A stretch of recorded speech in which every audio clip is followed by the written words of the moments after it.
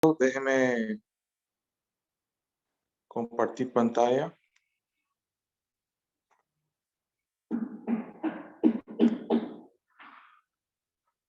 Bien, ahí estamos viendo, ¿no?, el concepto de insuficiencia renal. Ya ustedes lo saben. Simplemente cuando los riñones no son capaces de ¿qué? De filtrar adecuadamente las toxinas y otras sustancias de desecho de la sangre. Bien, no son capaces de filtrar, pero tampoco son capaces de reabsorber ni de secretar sustancias. Bien, por lo cual se ve perjudicado el equilibrio interno de nuestro cuerpo. Equilibrio hidroelectrolítico, equilibrio ácido básico, tampoco va a poder producir las hormonas, bien, y entonces va a tener una repercusión sobre todo aquello que está regulado o normado por estas hormonas que produce el riñón. Bien, miren esta imagen de acá. Esta imagen representa lo que yo estoy tratando de que ustedes entiendan. Bien, ahí tenemos la llave que trataba de describir Evelyn, ¿no?, con la herramienta que trataba de describir Evelyn. Esa herramienta que parece una llave, se llama cápsula de Bowman. Bien, en el interior de la cápsula de Bowman vemos una red de vasos capilares ahí, que ese es el glomérulo renal, ¿no? El conjunto entre el glomérulo y la cápsula de Bowman constituye el corpúsculo renal. Bien, tenemos la arteriola aferente y tenemos la arteriola eferente debajo. Bien, si ustedes son observadores, la arteriola eferente se continúa con los capilares peritubulares. Bien, se continúa con los capilares peritubulares. ¿Con qué objetivo se continúa con los capilares peritubulares? Precisamente para poder permitir la reabsorción tubular y la secreción tubular. Bien, vamos a mirar al túbulo contorneado proximal. Mírenlo ahí. Y vemos dos flechas que están saliendo del túbulo contorneado proximal hacia los capilares peritubulares. ¿Sí o no? Bien, vemos que está saliendo de ahí. Está saliendo agua, está saliendo sodio, calcio y cloro. Bien, el túbulo contorneado proximal se encarga de reabsorber, ¿no? O en el túbulo contorneado proximal es donde se reabsorbe esta sustancia. Bien, además de la glucosa, el bicarbonato y los aminoácidos. Bien, cloro, calcio, cloro. Sodio, calcio, cloro y agua. Después de eso tenemos al asa de Henle. Tenemos la parte descendente del asa de Henle. Esta parte descendente del asa de Henle solamente se va a reabsorber en esta zona agua. No se reabsorbe solutos en esta parte. Bien, en la parte ascendente del asa ocurre lo contrario. Bien, se reabsorbe sodio, pero no se reabsorbe agua. Esperen un ratito ahí.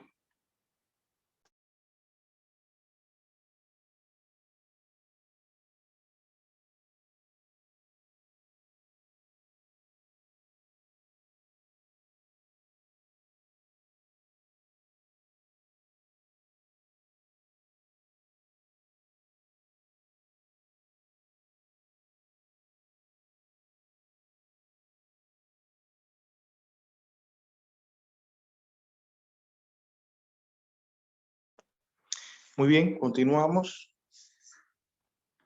Entonces les estaba explicando que en la parte ascendente del asa de Henle, bien, solamente se van a reabsorber de ahí solutos, no se reabsorbe agua. Ocurre lo contrario de lo que ocurre en la parte descendente del asa. Bien, después tenemos al túbulo contorneado distal, donde vemos una flecha. Bien, la flecha verde que va desde los capilares peritubulares hacia el túbulo contorneado distal. y vemos que el sodio y los hidrogeniones son secretados. Bien, son secretados hacia el túbulo contorneado distal. Bien, que el sodio y el agua van a ser reabsorbidos a este nivel. Bien, después tenemos al túbulo colector, donde lo único que se reabsorbe del túbulo colector es el agua. Bien, aquí ya podemos ver una flecha azul que indica que ya se formó la orina.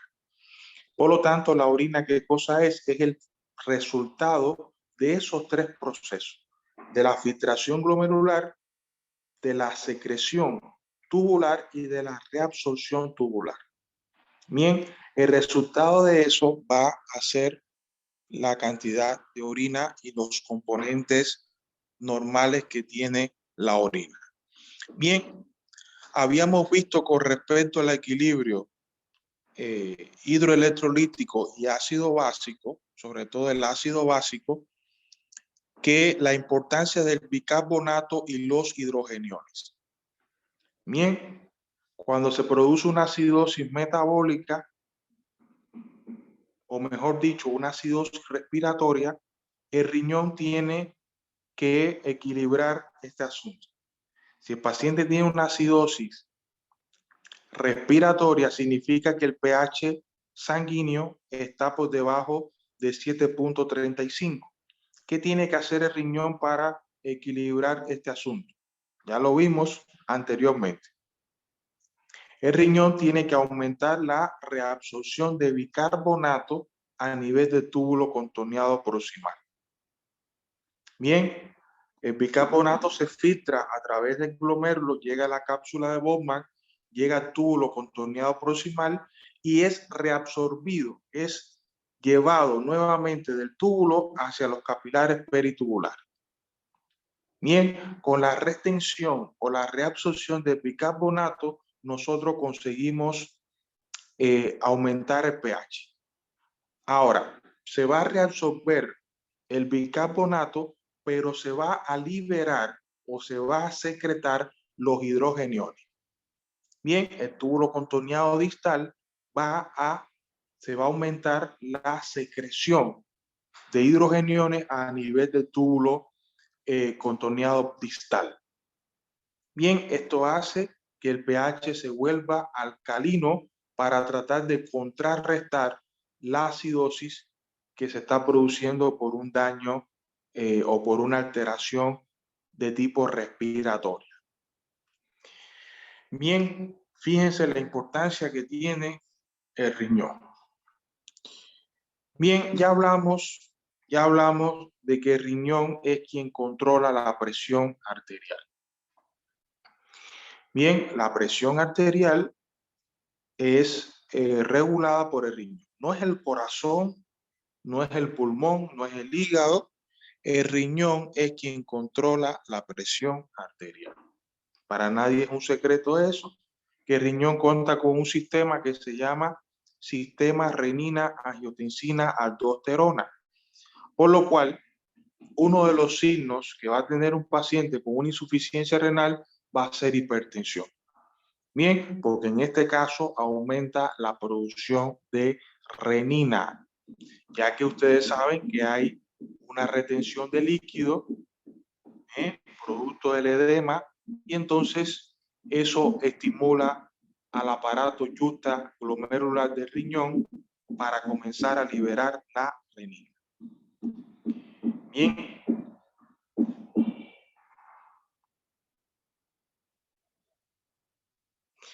Entonces, el paciente va a tener teóricamente una insuficiencia renal cuando hay una disminución en el índice de filtrado glomerular. Bien, la creatinina va a estar muy elevada en sangre. La creatinina es una sustancia de desecho que se obtiene por el metabolismo de una proteína que se llama creatina. La creatina es una proteína que la utiliza el músculo. Nuestros músculos se alimentan, se nutren de creatina.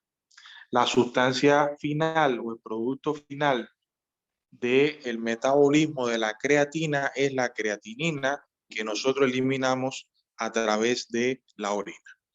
Por lo tanto, los riñones tienen que filtrar toda la creatinina que nosotros producimos. Bien, cuando hay una insuficiencia renal y cae la tasa de filtrado glomerular, la creatinina va a comenzar a aumentar en sangre. Bien, por otra parte, la creatinina va a ser directamente proporcional con la masa muscular. A mayor masa muscular, mayor consumo de creatina y mayor producción de creatinina. Bien, esto es muy importante.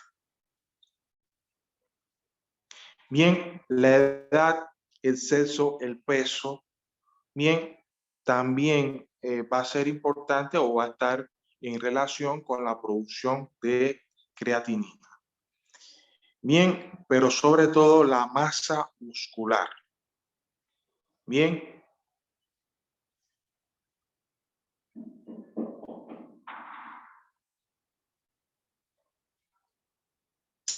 Ahora, antes que la creatinina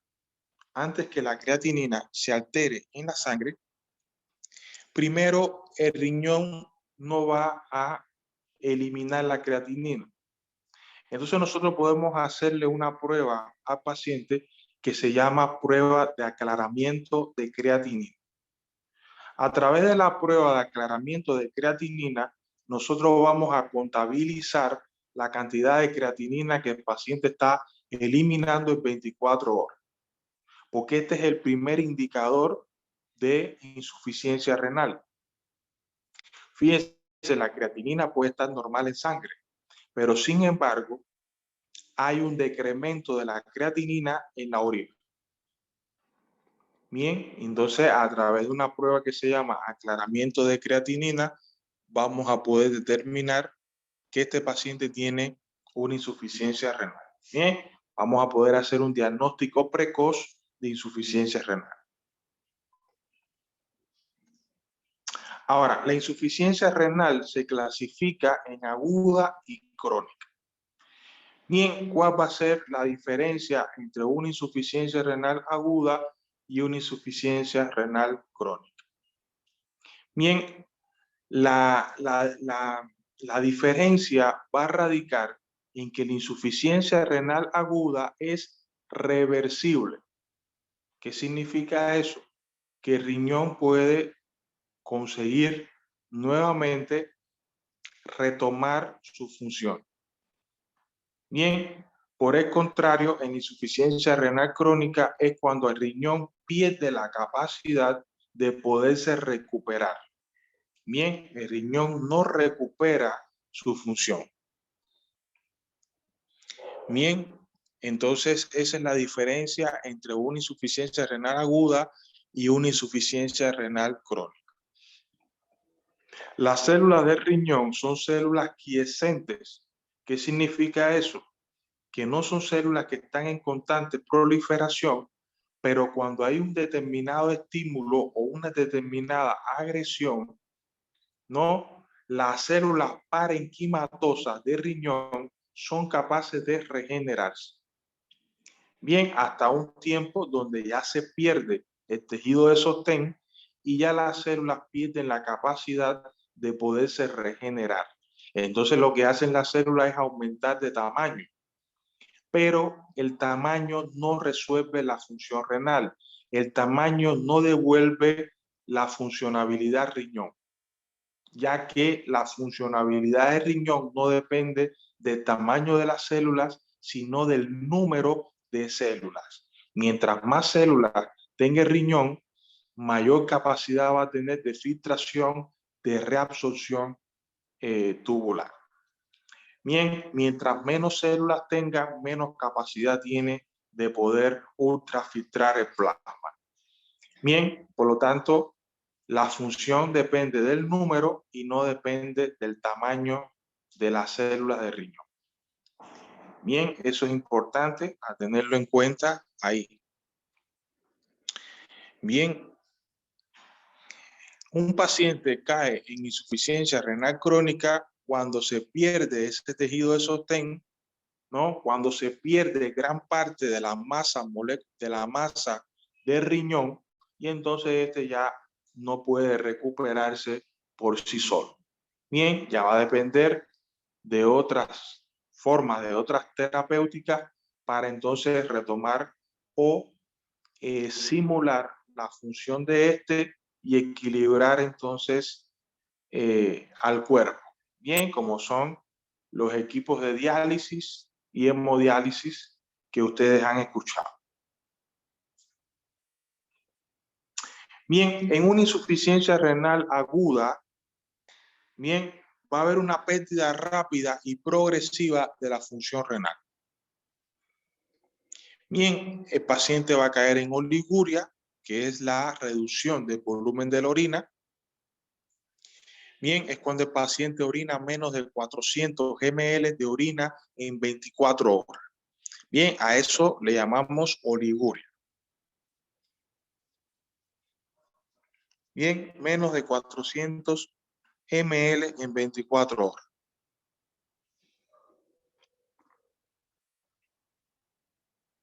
Ahora, ¿cuáles van a ser las causas principales de la insuficiencia renal aguda? Se lo voy a presentar acá en un cuadro. Miren ese cuadrito verde que está ahí. Bien, arriba dice IRA. IRA significa insuficiencia renal aguda. ¿Cuáles van a ser las causas principales de la insuficiencia renal aguda? Bien, nosotros primero la vamos a clasificar en tres partes. La clasificamos en renal, prerrenal y porrenal, ¿no? O prerrenal, renal y porrenal. Bien, las causas prerrenales son todas aquellas que provoquen una hipoperfusión a nivel renal. Bien, estamos hablando como el radiador de un auto. Si nosotros no le echamos agua al radiador, el radiador se quema. Bien, lo mismo pasa con el riñón. Si no le está llegando sangre al riñón suficiente, los riñones comienzan a dañarse.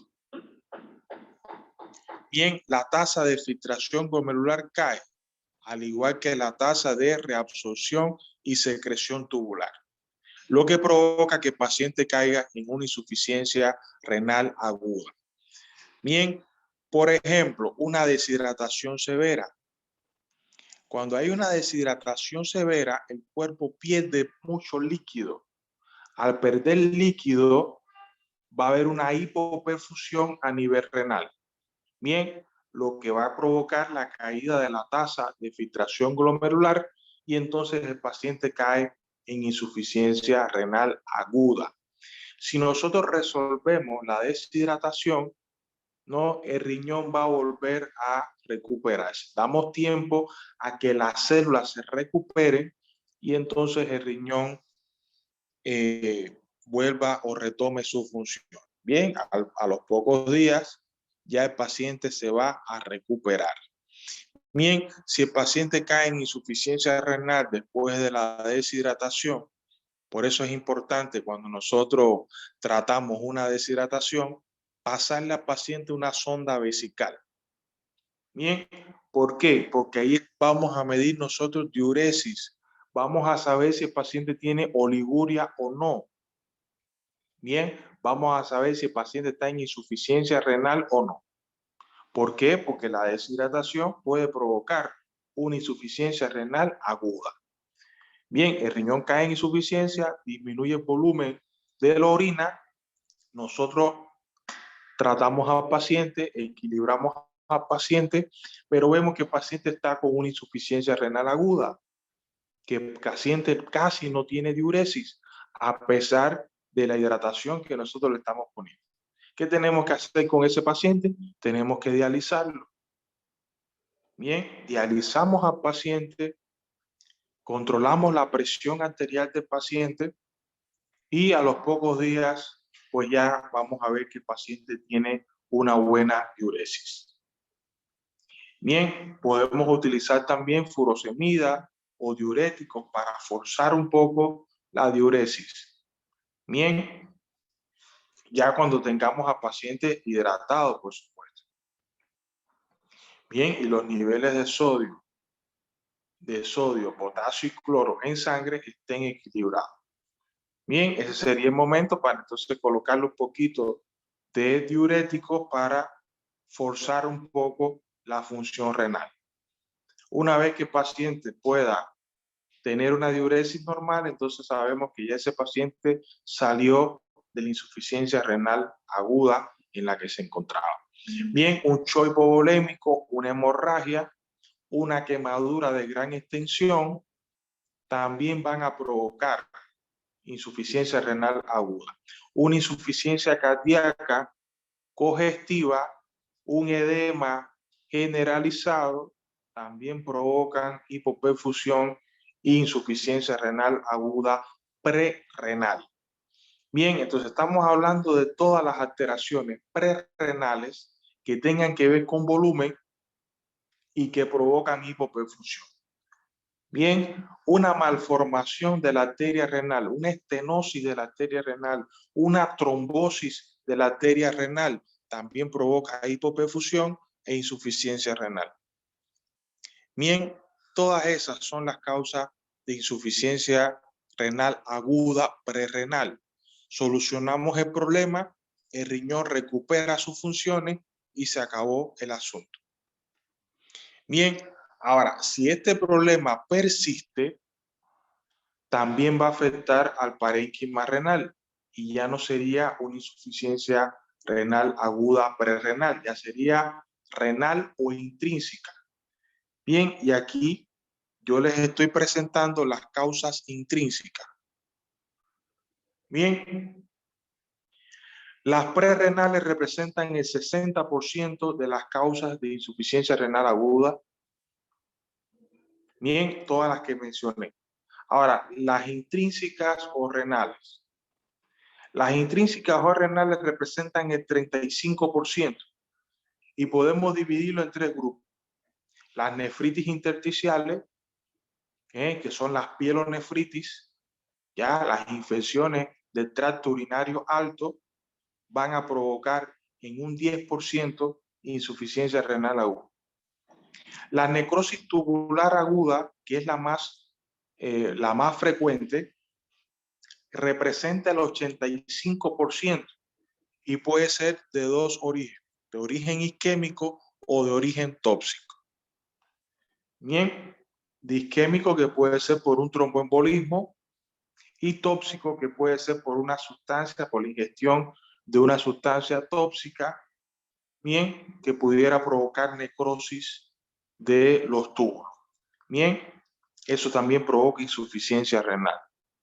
Y un 5% que está determinado por las glomerulonefritis, que generalmente son secundarias de enfermedades crónicas como la diabetes mellitus, como enfermedades inmunológicas que van a afectar al glomérulo, van a inflamar al glomérulo y provocando las glomerulonefritis. Representan el 5% de las causas de insuficiencia renal aguda, intrínseca o renal. Y las porrenales que representan el 5% del total. Bien, las porrenales se producen cuando hay obstrucción de los conductos urinarios. Bien, por cálculos, por tumores, por coágulos que se pueden producir en las vías urinarias. Bien, esto provoca un impacto que impide que la orina salga al exterior. El organismo lo malinterpreta, el riñón lo malinterpreta y entonces piensa de que hay un problema de volumen. Bien, al interpretarlo mal, entonces se desencadena el sistema renina-angiotensina-aldosterona, se retiene líquido, ¿no? Y el riñón cae en insuficiencia. Bien, una vez que nosotros resolvemos el cálculo, nosotros liberamos las vías urinarias, el paciente va a tener un poquito de algunas secuelas y eso momentáneamente, pero después recupera la función renal. Bien, ¿Alguna duda hasta aquí? No. No tienen duda. Muy bien.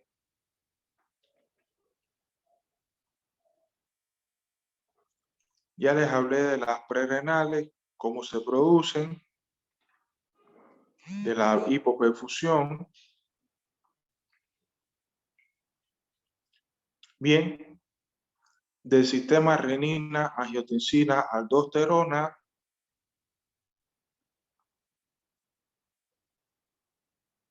Ya eso lo hablamos.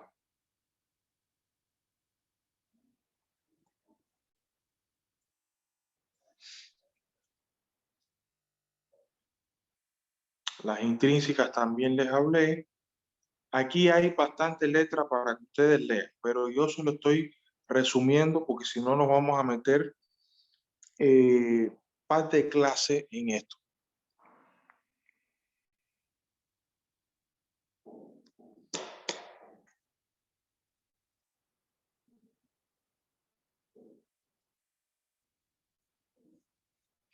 Una cosita que sí les voy a explicar con respecto a las porrenales. Cuando se produce un impacto de las vías urinarias y el organismo lo malinterpreta, ustedes saben que se va a producir la angiotensina 2. La angiotensina 2 también tiene receptores a nivel de la neurohipófisis, haciendo con que se produzca la hormona antidiurética. Entonces comienza a producirse la hormona antidiurética reteniendo líquido pensando que el problema es de volumen. Cuando nosotros retiramos el cálculo y liberamos a los conductos urinarios, el paciente comienza a tener una diuresis, pero duradera, muy prolongada. El paciente orina y orina y orina y orina. Una poliuria extrema. Eso es porque se produce una sobresaturación de la estimulación de la hormona antidiurética. Bien, ella se produjo tanto que cuando realmente se tiene que producir, esta está en deficiencia. Y por eso es que el paciente orina y orina y no tiene para cuándo parar. Lo mismo sucede con una persona, un individuo. Por ejemplo, ustedes están sentados ahí, la clase está muy interesante, pero tienen la necesidad de ir al baño a misionar, pero se aguantan los deseos. Bien, y se pueden estar 2 horas aguantando el deseo de misionar. Cuando ustedes comienzan a misionar, le va a pasar lo mismo. Van a comenzar a orinar, a orinar, a orinar, y usted quiere parar y sigue orinando. Bien, porque en ese tiempo que usted está reteniendo la orina, el cuerpo lo malinterpreta y se produce una hipersecreción de la hormona antidiurética. Entonces, cuando usted comienza a orinar, no hay hormona antidiurética que se oponga a esa diuresis. Entonces, por un tiempo va a estar orinando. Hasta que el organismo ya toma conciencia de lo que está sucediendo y entonces ya se produce la hormona antidiurética y usted para de misionar. Bien, eso es algo que se produce durante la retención de, de la orina. Por supuesto que si hay retención de orina por los cálculos, va a haber retención de urea, va a haber retención de creatinina y todas estas pues van a comenzar a aumentar en el torrente sanguíneo. Bien, entonces eso es importante, por eso es que una persona puede caer en insuficiencia renal por obstrucción de las vías urinarias. Bien, vamos a repasar un poco las vías urinarias antes que se me olvide y antes que pase a otra parte, a la insuficiencia renal crónica. Bien, las vías urinarias que se lo hablé en la primera clase. Recuérdense que el riñón tiene una parte excretora y una parte colectora. La parte excretora es la nefrona, que está constituida por el glomérulo, la cápsula de Bowman y los túbulos renales. De los túbulos colectores hacia adelante, estamos hablando del sistema conductor del riñón. Bien, túbulos colectores, pirámides de Malpighi, cálices menores, cálices mayores, pelvis renal, uréteres, vejiga, uretra. Bien, un impacto en cualquiera de estos niveles va a provocar insuficiencia renal aguda postrenal. Bien, en cualquiera de esos niveles. Ahora, ¿qué es una insuficiencia renal crónica? Bien, fíjense lo que yo les escribí ahí. Implica unos mecanismos iniciadores específicos de la causa, así como una serie de mecanismos progresivos que son una consecuencia de la reducción de la masa renal. Bien, mientras haya masa renal, se puede recuperar la función renal. Cuando se pierde la masa renal, se pierde la capacidad de recuperación. Y por lo tanto, el paciente cae ya en una insuficiencia renal crónica. Bien, ya no es capaz de volver a retomar la función. Bien, entonces, estas células adoptan por otro mecanismo de adaptación celular que es la hipertrofia. Bien, la hipertrofia es el aumento de volumen de una célula. Bien, pero la hipertrofia no resuelve el problema.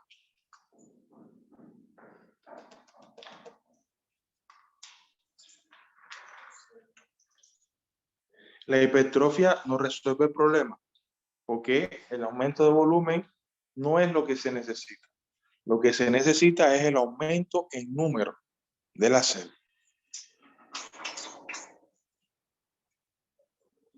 Ahora, por otra parte, el riñón produce eritropoyetina. Los pacientes con insuficiencia renal crónica van a tener un tipo de anemia que se llama anemia aplásica, anemia normocítica normocrómica. Bien, ¿qué es una célula, qué es una anemia aplásica o una anemia normocítica normocrómica?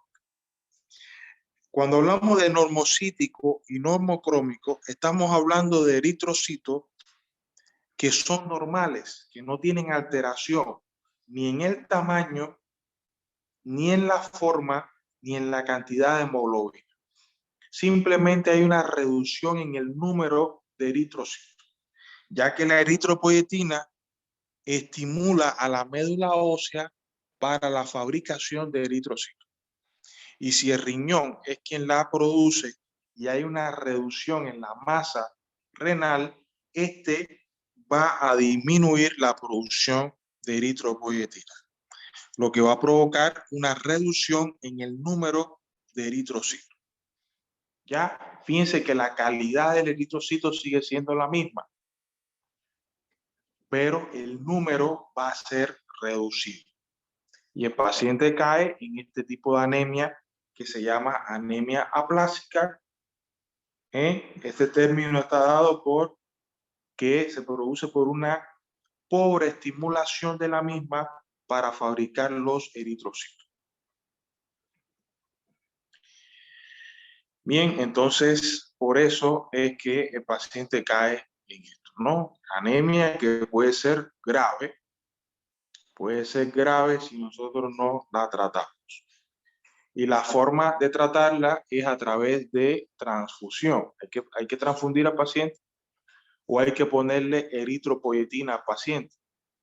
Bien, en su defecto.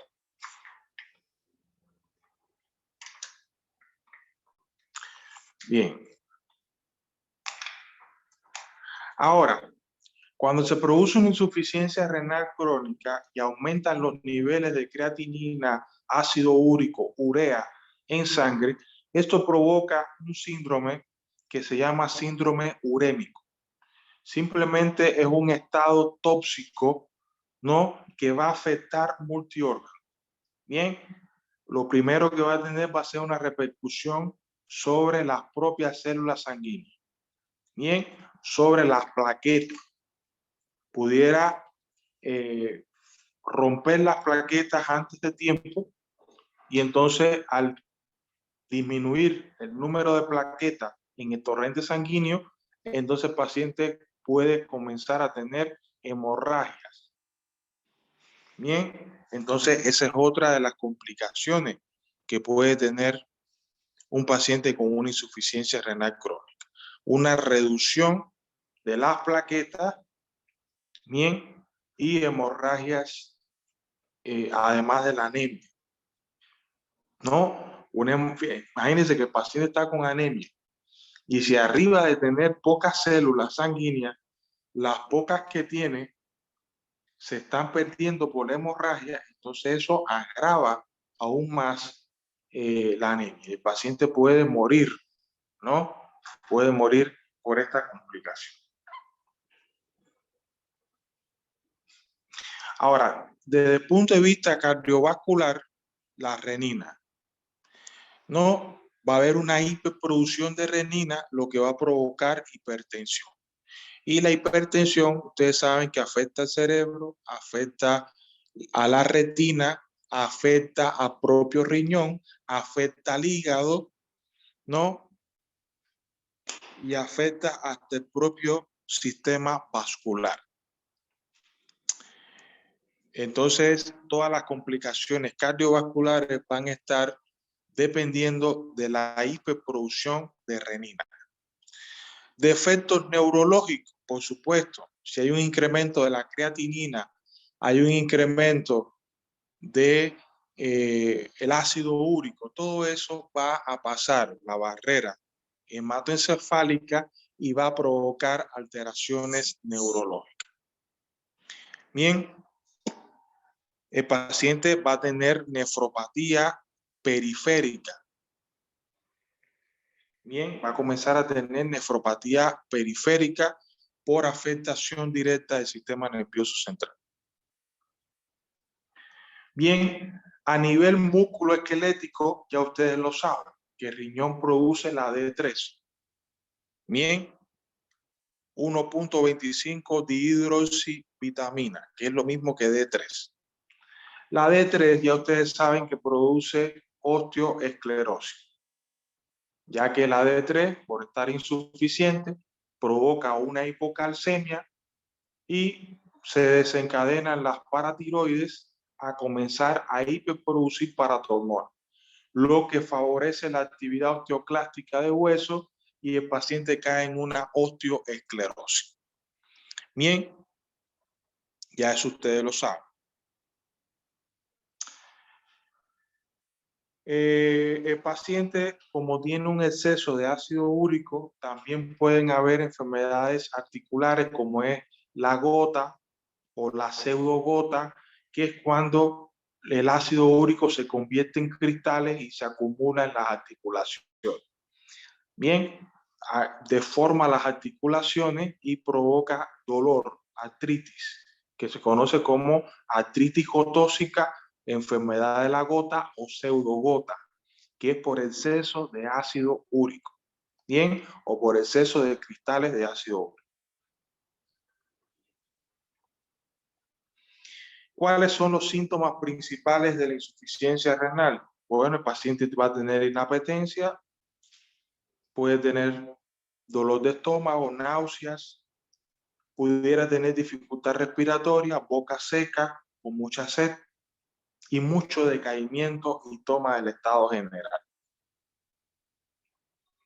Bien, miren este cuadro que yo le voy a mostrar acá. Es muy importante. Tenemos un paciente con insuficiencia renal crónica. ¿Qué podemos hacer con este paciente? Bien, primero, tratamiento y control de las enfermedades causales. Tenemos que ver si la insuficiencia renal crónica que tiene este paciente es secundaria a una enfermedad crónica, que puede ser diabetes mellitus, hipertensión arterial. Bien, entonces el tratamiento y control de las enfermedades causales también va vamos a poder manejar mucho mejor a un paciente con insuficiencia renal crónica si nosotros tratamos las patologías que tiene de base. Bien, segundo, tratamiento y control de los efectos de la insuficiencia renal crónica. Bien, sobre los órganos y sistemas. Ahí tenemos la anemia, por ejemplo. Sabemos que un paciente con insuficiencia renal crónica tiene deficiencia de eritropoyetina. ¿Qué tenemos que hacer? Colocarle eritropoyetina al paciente para evitar la anemia. Bien, la anemia plástica. Tenemos que ponerle vitamina D3 para favorecer la reabsorción del calcio y evitar la osteoesclerosis. Bien. Tenemos que hacerle diálisis y hemodiálisis para evitar el desequilibrio hidroelectrolítico. Bien, para evitar la hipercalemia o la hipocalemia, la hiponatremia o la hipernatremia, que son causas de deshidratación o desequilibrio hidroelectrolítico y ácido básico. Bien, y por último sería el tratamiento sustitutivo de la función renal. Para el tratamiento sustitutivo de la función renal tenemos 3 variantes. Una puede ser la diálisis peritoneal, bien, que existen 3 tipos: diálisis peritoneal continua ambulatoria. Bien, el paciente va y viene de su casa a hacerse la diálisis peritoneal. La diálisis peritoneal automatizada, que es con el paciente, por supuesto, internado, y la diálisis peritoneal continua intermitente. Bien, aquel paciente que se dializa 2 veces por semana, 3 veces por semana. Bien, tenemos en la segunda variante de tratamiento sustitutivo la hemodiálisis, que consiste en conectar al paciente a un equipo de hemodiálisis para tratar de filtrar su sangre, ¿no? Desechar las sustancias de desecho de su sangre y reincorporar las sustancias que son necesarias para el cuerpo. Y la otra sería el trasplante renal. Bien, que es la definitiva, que es la que va a sustituir realmente la función renal de forma natural. Bien, es el trasplante renal. Le voy a mostrar cómo funciona un equipo de hemodiálisis.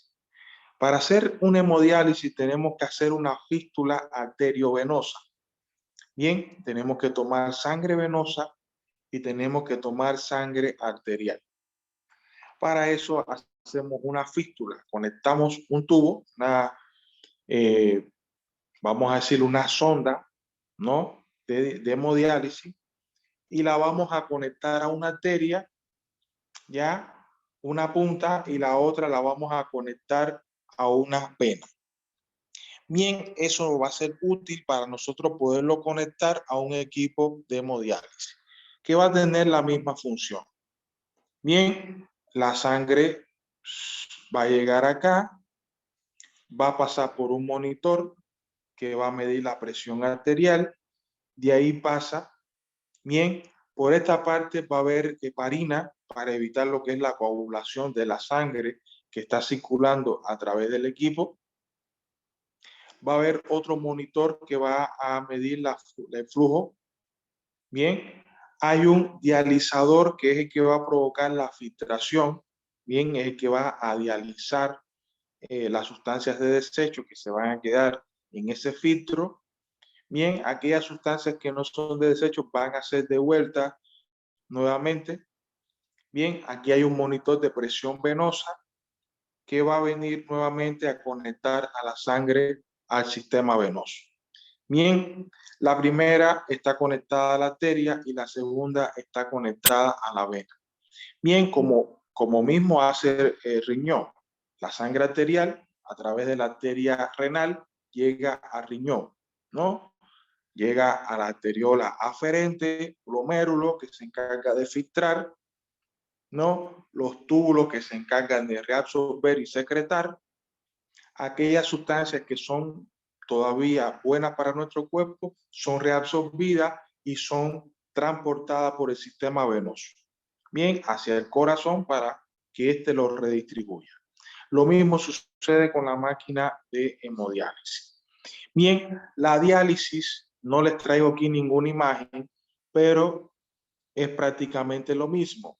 El peritoneo, como es una capa que favorece el transporte de sustancias, ya que tiene vasos sanguíneos a su alrededor, como son arterias, venas, eso favorece que si nosotros inyectamos una sustancia ahí, que es la sustancia que va a reabsorber las sustancias de desecho, nosotros conectamos esa sustancia ahí, la colocamos ahí, esperamos un par de horas y retiramos esa sustancia con las sustancias de desecho del cuerpo. Ese es en esencia el principio de la diálisis. Simplemente aplicamos un fármaco, un líquido dializador que reabsorbe las sustancias, después lo dejamos actuar por un tiempo y luego lo retiramos de ahí. Bien, eso es simplemente la diálisis peritoneal. Bien, ¿alguna duda hasta aquí? ¿Alguna duda? Hola, ¿están ahí o se durmieron?